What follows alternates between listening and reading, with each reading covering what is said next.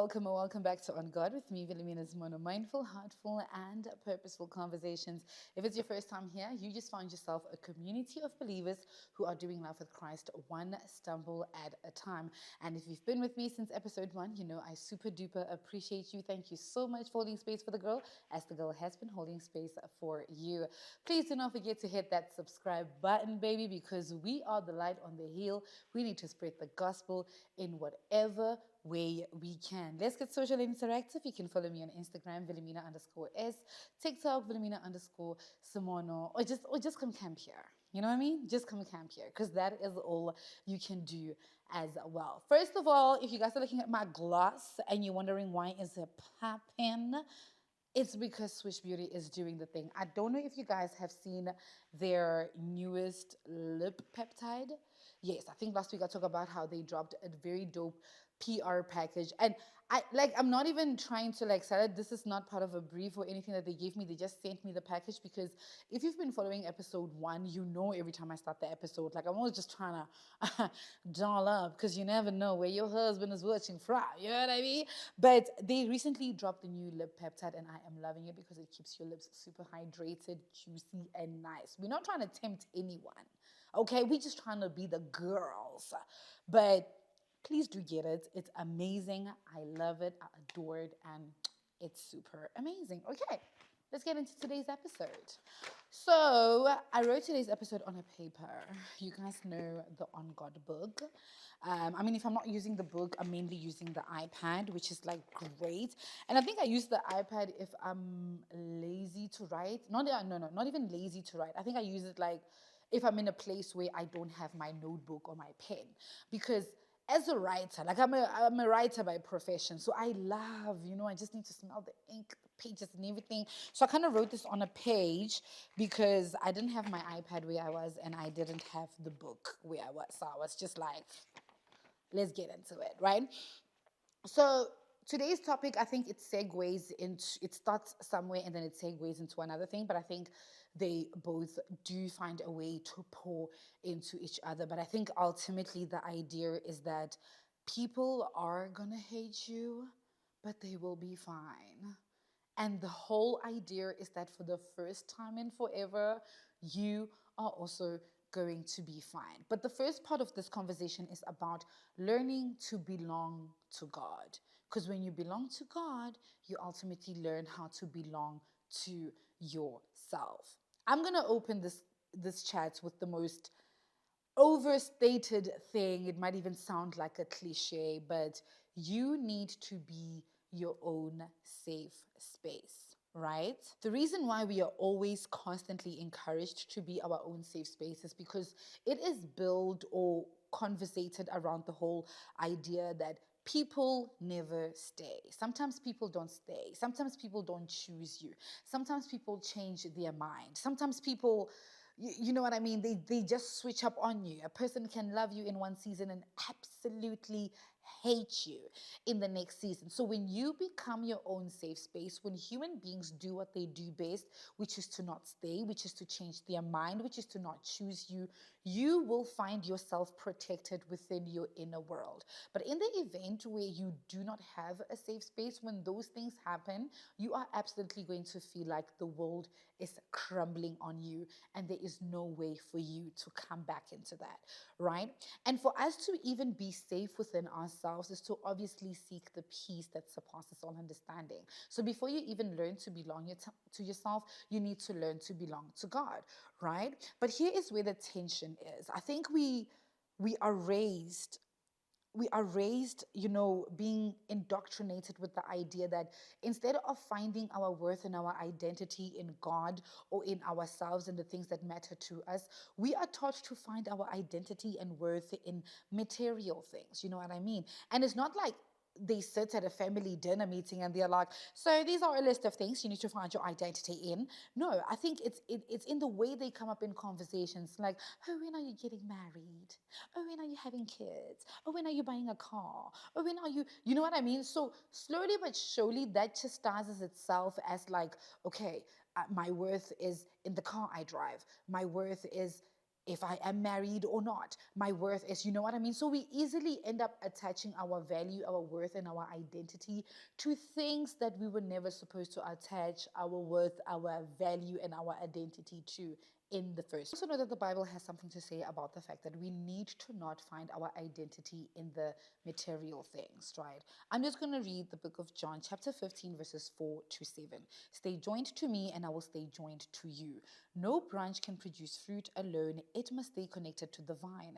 It is the same with you. You cannot produce fruit alone. You must stay joined to me. I am the vine, and you are the branches. If you stay joined to me, and I to you, you will produce plenty of fruit. But separated from me, you won't be able to do anything. Stay joined together with me and follow my teachings. If you do this, you can ask for anything you want and it'll be given to you. That is the easy read version. You guys know I always use the Bible app. I love it so much. It is so convenient. I have it on my iPad and on my phone, right? So by reading that passage, we already understand that God never said you need to find your worth and your identity and stay joined and connected to the car, to the money, to the house and the spouse. I did not mean to rhyme, but when you got it, you got it, right? God never wanted us to stay attached to those things. But if anything, He always wanted us to be anchored in Him, to belong to Him, to be joined with Him. Because if we get joined to anything other than Him, when those very things are taken away from us, you crash. You crumble, you lose your mind. We all know that one friend when they go through a heartbreak, like, yeah, whoo, well, baby, it's like someone died. And I'm not saying we're not allowed to feel our emotions. 1000% feel them. Howl at the moon. But for you to have that become your identity, I think that is where the book of John actually contradicts whatever it is that you're believing right now. But we also even cautioned from the book of Galatians to build a life that exists outside of God, right? Galatians chapter 1, verses 10. Now, do you think I am trying to make people accept me? No, God is the one I am trying to please. Am I trying to please people? If I wanted to please people, I would not be a servant of Christ.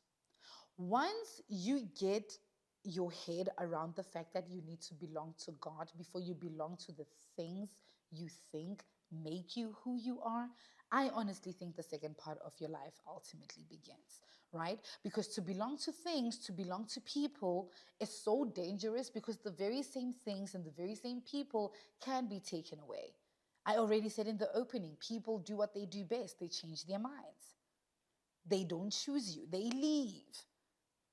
So imagine building your identity around something so inconsistent. Honestly, I hope I'm not smoking my socks. But maybe you're sitting there and you're just wondering, like, okay, girl, okay, I hear you with all the talking and the chatting, but what does belonging to myself or belonging to God look like in practicality? Right? I think if there's one thing that I learned so beautifully now that I am like a week into being 30, right, is that to belong to God is to not even argue the same anymore. To belong to God is to not be bothered by the things that used to bother you anymore. To belong to God, to belong to yourself is to say, I am not in alignment with that and I am okay walking away from that because I belong to God before I belong to the flesh. But here's the fun fact about belonging to God, or choosing to belong to God rather, is that you are ultimately going to become the villain. Unfortunately, right? And that's why in the title I said, they'll hate you, but they will be fine. There was an episode where I spoke about, you are going to change. Like, people are just not going to be the same anymore, and not because they are bad, but because you've outgrown them and the conversations no longer serve you, right? But when you start choosing belonging to God, when you start choosing not belonging to the people and the material things, people are going to see you as a villain. And sometimes you become the villain because you're not over-explaining anymore. You're not overextending anymore.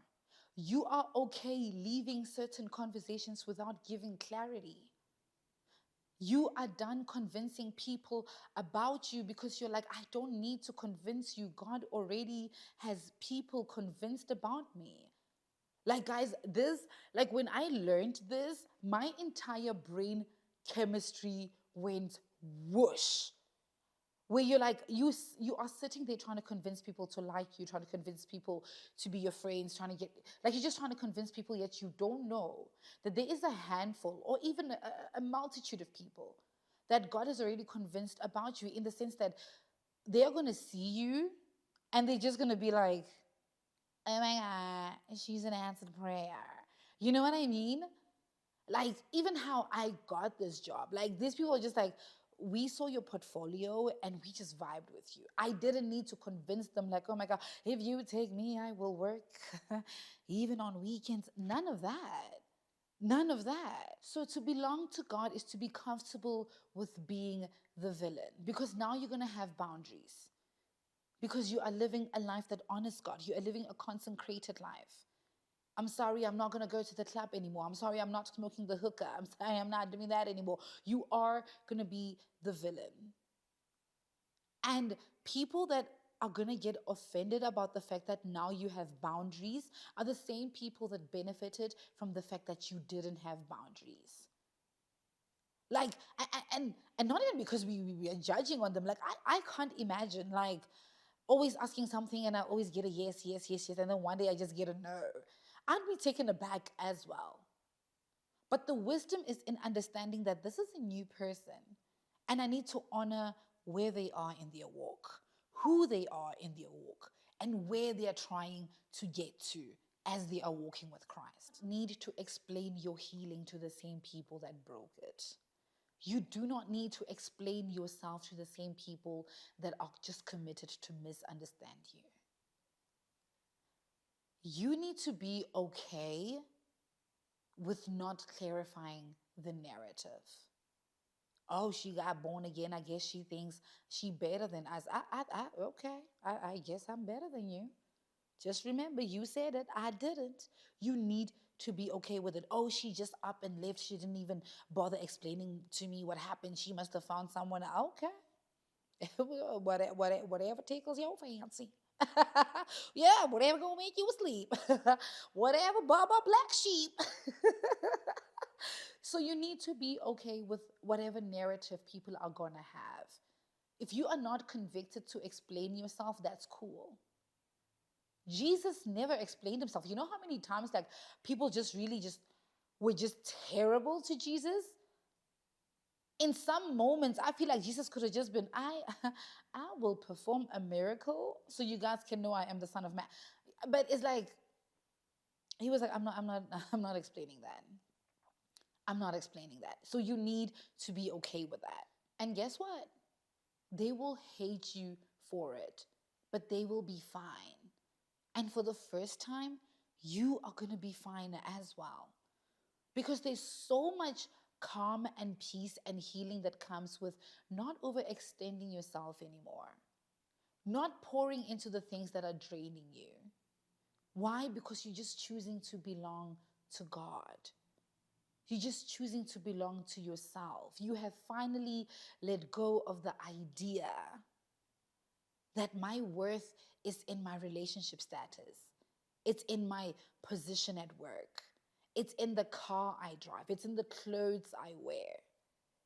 Like, you've just divorced that idea and you're just saying, I'm going to take care of me. And taking care of me is being in my prayer time. Taking care of me is being able to say to my friends, like, guys, I think I'm in an isolation season, so I'm not closing off. I'm not staying away from people. I'm just saying I'm going to be more quiet than I should be. Like, a friend of mine went through, like, a social media type of thing. You know what I mean? Where she couldn't be on social media. She couldn't do whatever because she was praying. And I kept texting her and whatever. And when she explained what was happening, I said, just drop a like, just so I know that you're okay. Can you do that for me, baby girl? Can you do that for me? Because you always have to honor the people who are on their walk. And you have to honor their walk. And anyone that doesn't do that, I am sorry. But you're going to have to let them go. They will hate you, but they will be fine, and so will you. You always have to do what's going to grow you. You always have to do what's better for your future. Even if they hate you for a little while. Even if they don't get it for a little while. There's something that Raymond Reddington said, because I love the Blacklist, where he was talking. I don't even remember the scene or what was the context of it, but his response was always that I am always going to look out for me first, even if you hate me for it. And when I am back to myself, I will come back and check if you are okay. But I first need to check if I am okay. They'll hate you for it, but they will be fine. So that's all I have for you in today's episode, my loved ones, is that you absolutely need to create a safe space within yourself. Why? Because when you create a safe space into things that can be taken away from you, you are in trouble. You are in trouble. The book of John reminds us that the only worth and value and identity we need to find ourselves in is through Christ, in Christ, and around Christ. And to belong to yourself, to create a safe space, unfortunately, you are going to become a villain. Because for the first time in forever, you are putting boundaries. You are saying no instead of yes. You're saying yes instead of no. For the first time in forever, you actually care about how you feel. You are listening to wait, how is this making me feel right now? And some people are not going to be okay with it. Why? Because they benefited over your hesitation. They benefited from your lack of boundaries. In this season, I hope you learn how to belong to yourself. I hope you learn how to love yourself, show up for yourself fully, because that is exactly what God would want for you. Otherwise, that's it. Stay mindful, stay heartful, stay purposeful. XOXO, Kingdom Girl.